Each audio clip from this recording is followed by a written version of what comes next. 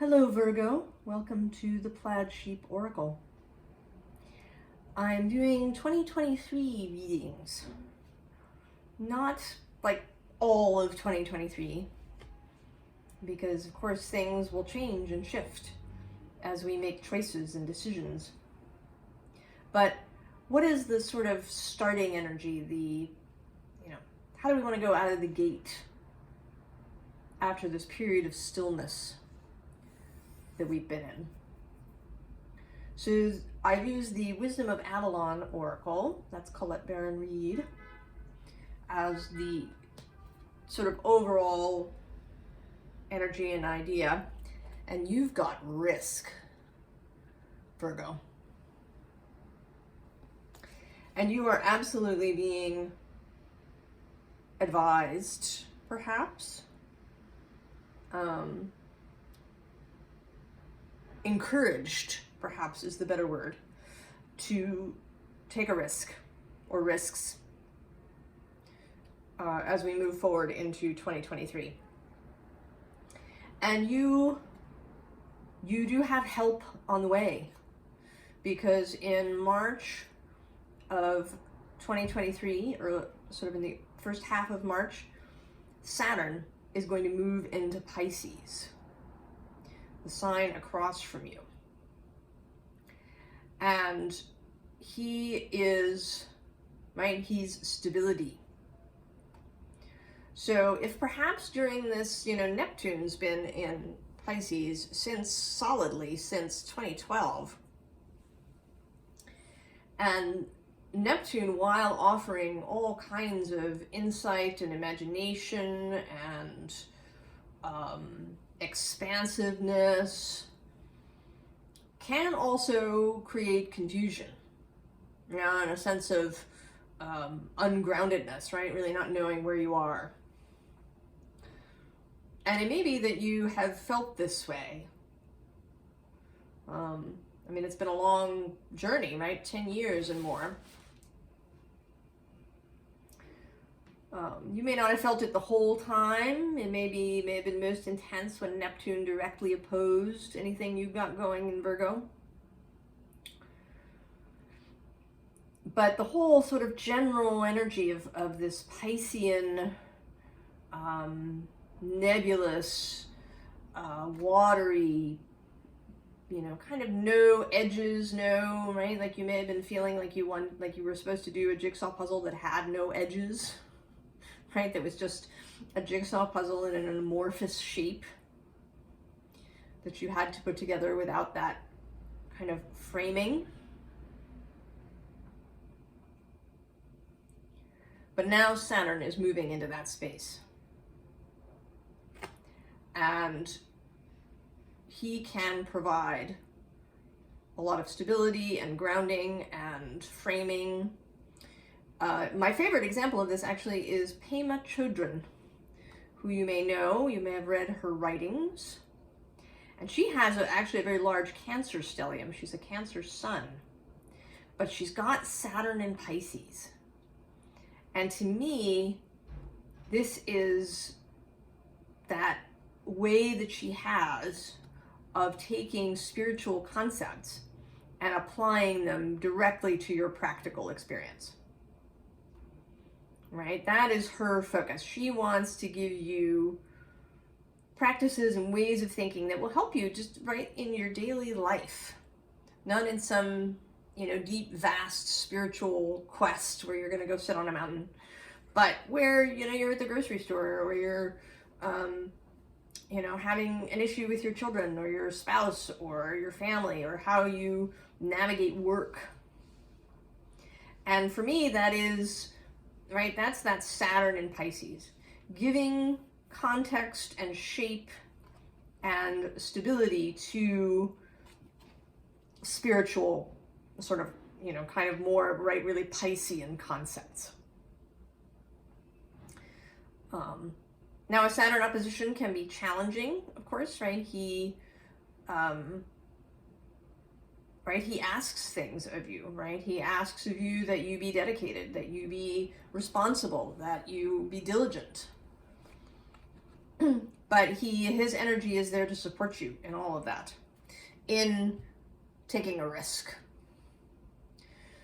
Some might say, right, that, you know, Saturn doesn't feel like risk, but I think that Saturn is absolutely ready to take a risk, because he knows, right, he knows he's on solid ground, and he wants you to know that too, Virgo. Our last reading for you was all about how you've been managing to combine the Magician and the High Priestess to really tap into that Piscean, intuitive, watery realm while also standing solidly in your Virgo ground. And we begin here with this Two of Pentacles. And it's an interesting, right, it's sort of an interesting card. It's a gondola.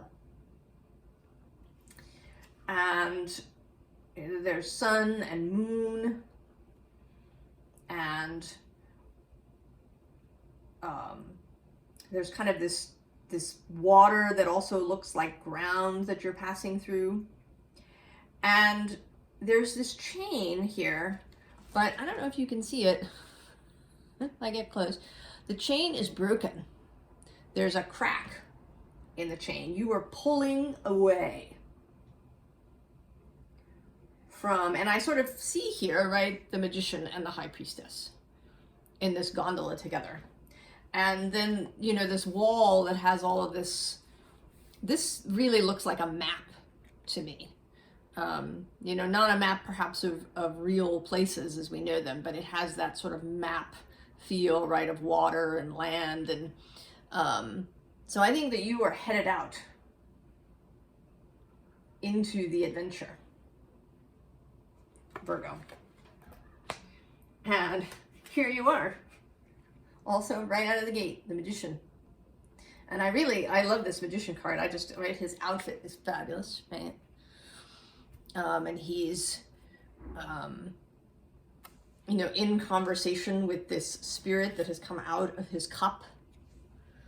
Right, again, this feels like this combination of Magician and High Priestess, of Virgo and Piscean energy, really working well together.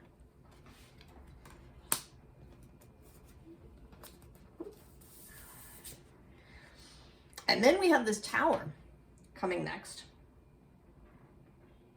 And I think this is just, right, the representation of the risk, right? That the risk may involve, right, there's various things going on here. Right, there's this sort of elephant creature with the weight of the tower. There's all kinds of figures happening in the background. There's this, you know, sort of hole, and we don't know what might or might not come out of there. So, you know, this tower is kind of not about blowing something up or breaking something down, but about all the various mysteries, the, you know, uncertainties, right? The risk. But the next card now is the Fool. Right? Taking the risk, not even really seeing it as a risk, but seeing it as the adventure that you're about to take. And in what, right, the right, different things, you know, that may seem impossible, right? There's, you know, sort of two suns in this card. There's this person who's giving Van Gogh his ear back on a pole in this surrealist deck. There's both pyramids and mountains. Right? There's all sorts of interesting things to explore. Magic to do. And then we have this Eight of Swords. And I see this today as,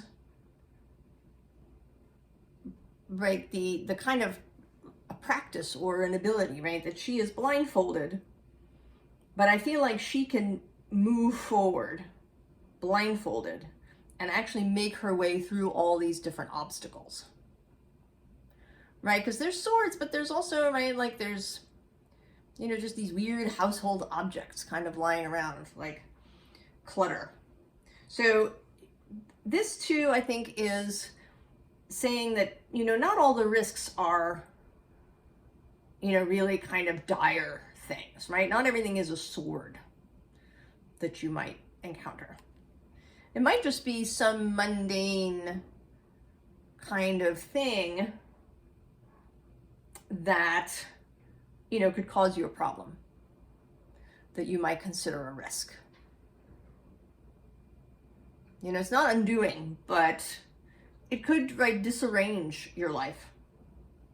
And that is something, Virgo, that you may, I mean, you may not, but you may really like your life arranged. Now, you may like, you know, things to stay where you put them. 11:11 on the timer just then.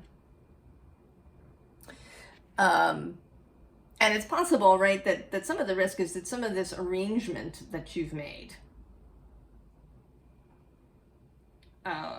won't be able to stay, that you may have to navigate through a disarranged landscape.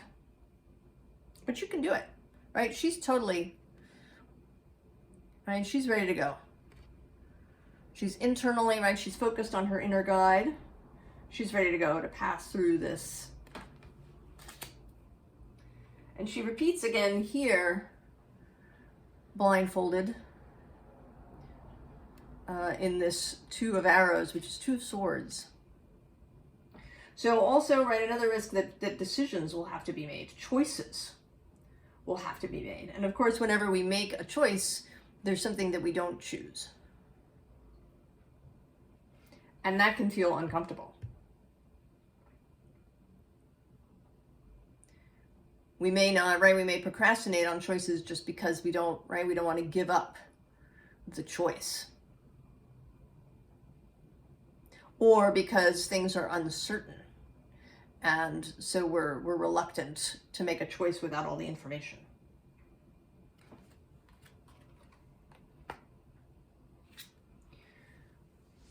But you have access to what you need. Right, this Nine of Stones tradition, right, is for me representing Saturn arriving in the opposite space. The internal groundedness that Saturn provides. Knowing your own skills, your own capability, your own solidity.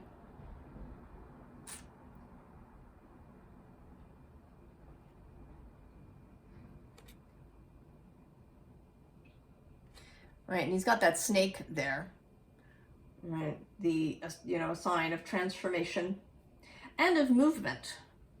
You know, because Virgo, you are Earth, but you're mutable Earth. So you do like, I think, to have options, right? The ability to move, even if you don't move as fast as Gemini or Sagittarius. And there is that ability. Saturn does not automatically mean that you're chained to the ground. Right? It's inner stability, inner discipline, inner discernment.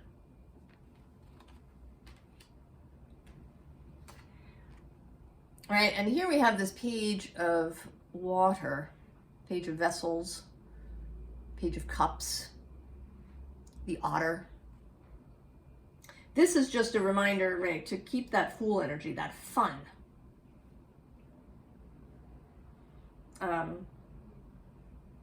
Right, kind of very stable energies are here in the reading, but there's also, right, this sprinkling of exuberance, of light energies, like this Ace of Cups, right? This otter who's about to leap into the water to play.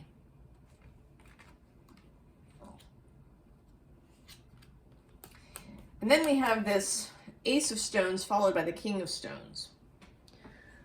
From the beginning all the way to the end of the Stones suit. So a whole new quest, a new foundation, a new choice made, right? Planting something into the ground. And knowing that you have the skills and the capability to carry it off all the way to the end. And that could be, right, that could be a whole life. I mean, it could be just a single project that you're involved in. It could be, you know, building a new home or building a business. Right? It could be something that has, you know, very defined beginnings and endings, or it could be, right, just this is, right, that this Ace of Pentacles represents your new life, a new way of proceeding, a new, you know, kind of a new you that you're going to carry forward through the rest of your life. And this King of Stones is wolf, and although he's a lone wolf here, I always sort of assume that because he's king, there's a whole pack that we're just not seeing somewhere behind him. Right? That he's calling to all the other wolves. So something, you know, to remember, that you are not alone. Right? You've got all the universal energies, right? All of the planetary energies of your chart. And that flow through the galaxy now. You have your non-physical fellowship that's on this journey with you. And then you have friends and family, co-workers, right? Other people. You're part of a group, and you can share this exuberance, this adventure with these other beings. So we now have a little bit more exuberance here with this Knight of Inspiration, the Knight of Wands. And underneath is again the Two of Pentacles, but a different sort of Two of Pentacles, right? Also an exuberant, heartfelt energy, right? With these beautiful red roses. And I think they're coming here in their lightness because this row has a little bit of heaviness in it. And I think it's just an acknowledgement of another kind of risk that you might encounter, which is an emotional one. We have this Five of Emotions, right? The thawing and movement of emotions. And then there's the Six, which is kind of about nostalgia and perhaps a sadness about something lost. Maybe things, right? Because things, you may have to give things up that will cause some emotional disruption. There may be, right? Saturn moving through Pisces does, right? It could, you know, he's a big object moving through the water. He could create an emotional wave. And there may be other things, right? As you move, as you take these risks, as you make changes, you could run into emotional issues.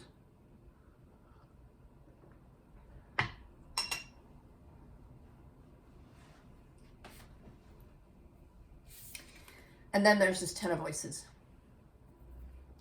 And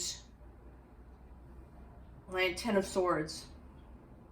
And for me, this isn't so much today about things ending, although, right, things probably are going to end. But about perhaps the surge of energy that may go through you. Yeah, that you may find a need for perhaps a new physical or energetic practice to help you roll with this energetic wave that may be getting ready to pass through you. I mean, I see this card sometimes with the energy coming down and sometimes with the energy going up. And today it seems more like it's coming down than going up. So you may, right, there may be a sense of outside forces that you need to contend with. Right, other people's emotional and mental reactions to what you're doing. These kinds of things, right, are something just to be aware of. Right, there's nothing in this reading, and I generally, my readings tend not to have dire warnings, because I don't think that's how intuition operates. Intuition is nudging and, a feeling of certainty that something is the right course, of suggestions and guidance. So this is just, something to be aware of, to take really good care of your body as we, move into as you move into all these changes. To, take care of your energy, to maybe find, practices that really help you as we go through, right, as you go through this intensity.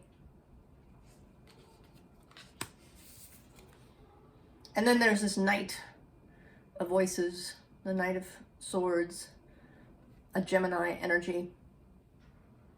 Right, things arriving.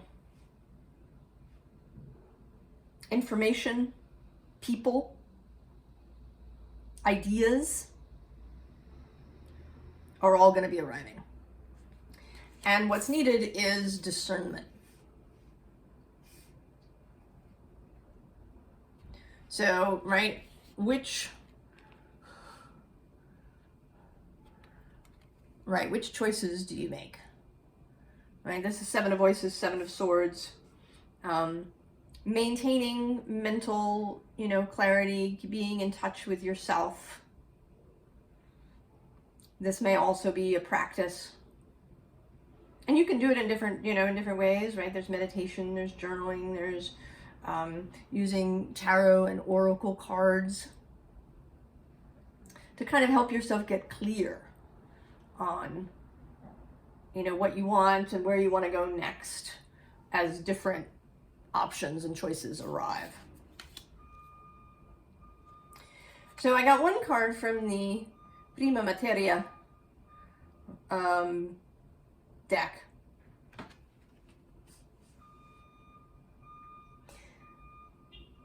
Right? Skill, balance, ability, certainty, sureness. And aluminum is very conductive, right? It has the ability to move energy. And the number of the card is 13, right? Which is, a number associated with magic and with the feminine.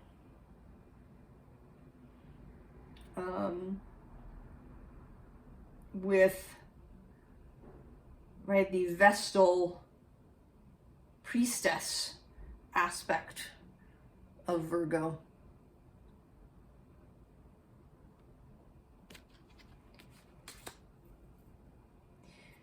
The underlying card under at the bottom of the Avalon deck is this Lady of the Lake. And I think she could be seen as a Virgoan figure, because she has this feminine, right? She's a woman energy, But then she has this sword of mind and intellect. Excalibur, in fact. Sword of leadership. And Virgo, being an earth sign that is ruled by Mercury, has this aspect, right? This intellectual aspect combined with this priestess vestal energy.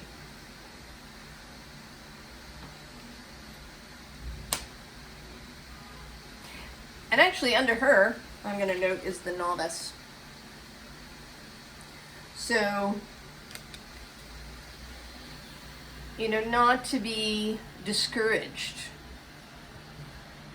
Because although you are, right, you have combined this magician and priestess energy, you are just at the beginning.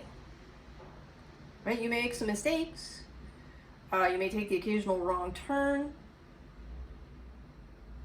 But that's okay, right? All of these things are opportunities to learn, right? If something, right, if we cast a spell and it doesn't work, well, we go back and we figure out, well, where was the, you know, what happened? Or if we make a wrong choice. So not to be, right, again, not to be afraid to take risks. You know, I think, we talk about little children being really good with computers because they grow up with them. But there's also the fact that little children just push buttons, right? That's how you learn, often. How you learn a new thing, you just try stuff, right? You just, you know, you push this button, you click on this link, you know, you open this window, what happens? Siren confirmation, perhaps? You know, and as adults, of course, we have this ability to discern around these kinds of risks, right?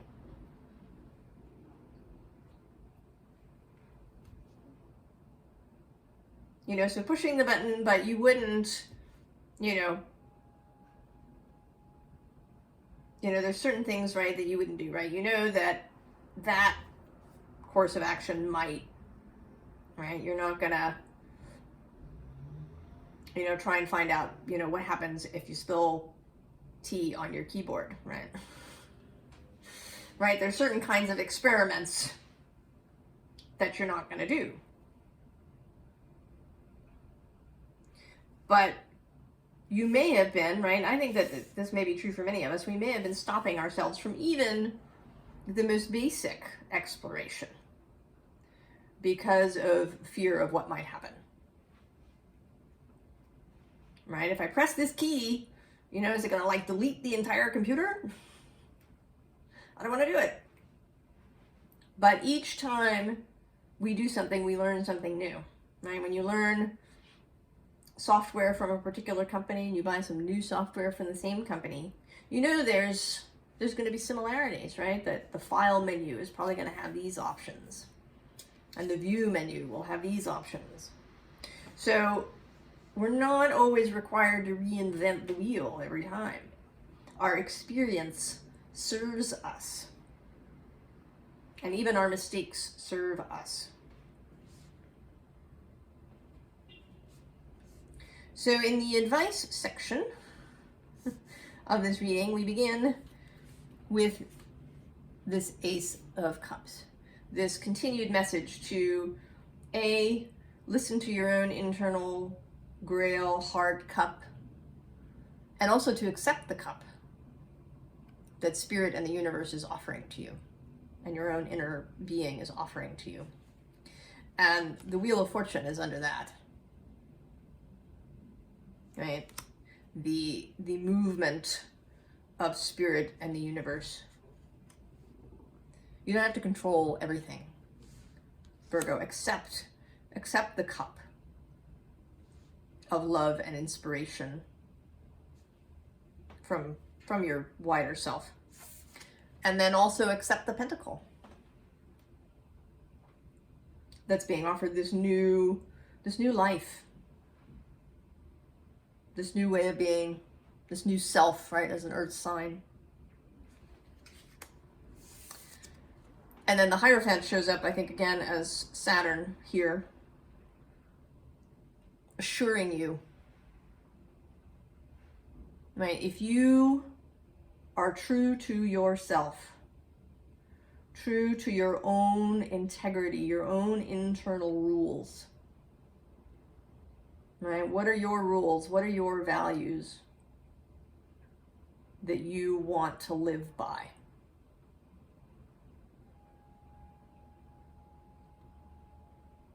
Then, right, then Saturn is, right, a support system.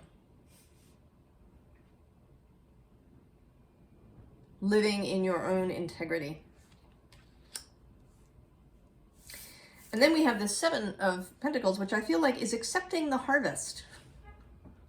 So accept the good stuff when it comes, right? Don't sort of look at it skeptically like, is that really for me? Should I take that? Yes. Yes, Virgo. Accept the harvest that comes of your effort, your work, your joyful participation in life. Take the harvest. And, right, fully accept the transformation that is going to occur as a result of all of these things.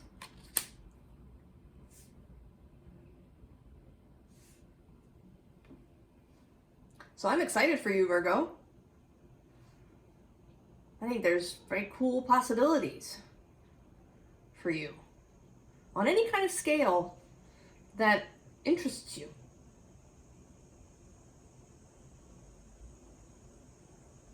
I think that there's going to be good stuff that begins in 2023.